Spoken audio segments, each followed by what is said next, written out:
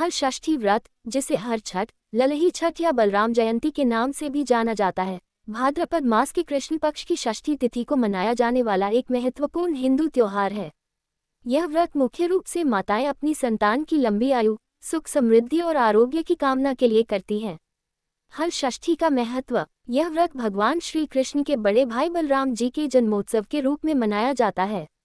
बलराम जी का प्रमुख शस्त्र हल और मूसल था, इसीलिए उन्हें हलधर भी कहा जाता है। उनके नाम पर ही इस पर्व का नाम हल षष्ठी पड़ा। इस व्रत में हल से जुती हुई भूमि पर उपजे अन्न और सब्जियों का सेवन नहीं किया जाता है। इसके स्थान पर बिना हल जोते उगने वाले अनाज और फल खाए जाते हैं। पूजा विधि। हल षष्ठी के दिन पूजा की विधि इस प्रकार है। 1. व्रत का संकल्प। सुबह जल्दी उठकर स्नान करें और व्रत का संकल्प लें। 2. पूजा की तैयारी। पूजा स्थल को साफ करके गोबर से लीपकर एक छोटा सा तालाब या चौकोर वेदी बनाई जाती है। 3. मूर्ति स्थापना। इस वेदी पर झरबेरी, पलाश और कांस की टहनियां गाड़कर एक प्रतीक बनाया जाता है, जिसे हछठ कहते हैं। इसके पास गणेश जी और माता पार्वती की प्रतिमा भी स्थापित की जाती है।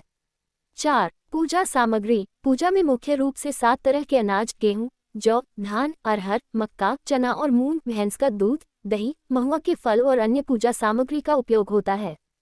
5. कथा श्रवण। पूजा के बाद भक्त हल षष्ठी व्रत की कथा सुनते हैं, जो इस पर्व के महत्व को बताती है। 6. भोजन के नियम। इस दिन गाय के दूध और उससे बने उत्पादों का सेवन वर्जित माना जाता है। महिलाएं केवल भैंस के दूध, घी और दही का सेवन करती हैं। हल षष्ठी व्रत कथा। इस व्रत से जुड़ी एक प्रचलित कथा के अनुसार एक ग्वालिन प्रसव पीड़ा में भी गाय का दूध और दही बेचने के लिए निकली। रास्ते में उसने एक बच्चे को जन्म दिया, लेकिन फिर भी वह दूध बेचती रही। उस दिन हल षष्ठी का व्रत था और उसने हल से जुते हुए खेत का अन्न खाया, जिसके कारण उसका पाप बढ़ गया और उसका बच्चा मर गया।